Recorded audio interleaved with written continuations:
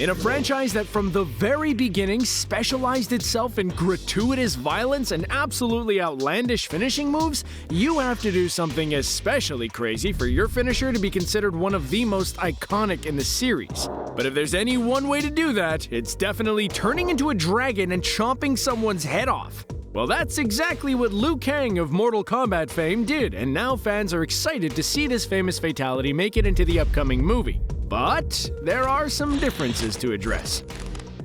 To understand why Liu Kang's dragon move is so iconic, we have to go back a couple of decades. While it is most certainly true that back when the first Mortal Kombat was released in arcades back in 1992, it took the world and media by storm with its comparatively photorealistic graphics and explicit violence, it almost looks downright tame by today's standards. And the same can be said for some of its characters. While Liu Kang, at the time little more than a Bruce Lee pastiche that threw the occasional fireball, was fairly one-note and didn't even have the dragon fatality we're discussing yet. That didn't happen until Mortal Kombat 2, but when it did, it was a sensation of its own.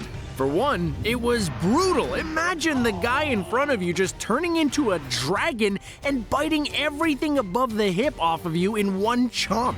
It also has the distinction of being the first instance of shapeshifting before the animality was introduced in Mortal Kombat 3, where every fighter could now turn into an animal and perform a beastly finishing move. Yeah, no, that wasn't something Mortal Kombat Annihilation came up with on its own, and thank God for that.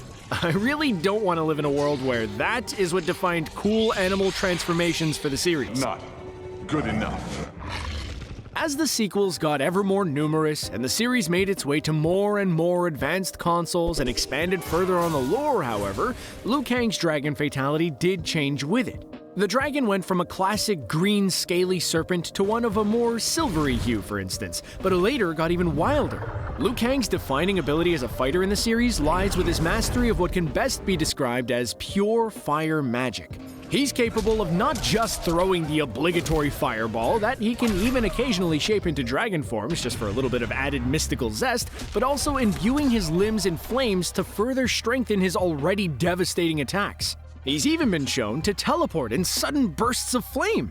So, it only made sense to combine this with his ultimate dragon fatality, giving him the ability to not transform per se, but summon a huge dragon seemingly entirely made out of his magical flames to fight by his side. From what the trailers have shown us, this is the version of the fatality that the movie has decided to go with, and this is where the theories come in. That is, theories regarding a new element to Mortal Kombat lore that the movie is seeking to address: the Arcana. Like many other fighting games, Mortal Kombat has at least one foot firmly rooted in genuine real-world martial arts, and a much larger percentage of its whole body wrapped up in crazy off-the-wall fantasy. Not only does the series run on its premise of a deadly martial arts tournament across dimensions and feature a large cast of characters hailing from various mystical realms, practically every character seems to possess at least some level of supernatural ability.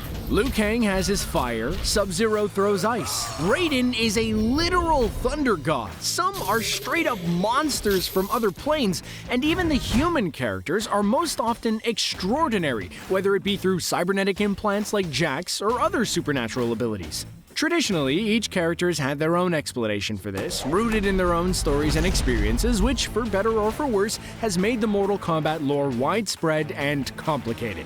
The movie seems to want to simplify matters somewhat by giving its characters a shared origin point in the form of Arcana, a magic force that is unique to every fighter that possesses it. And if the new lead character, Cole Young, being born with a Mortal Kombat logo on his chest is anything to go by, it may be granted at birth, marking every fighter as an extraordinary chosen individual.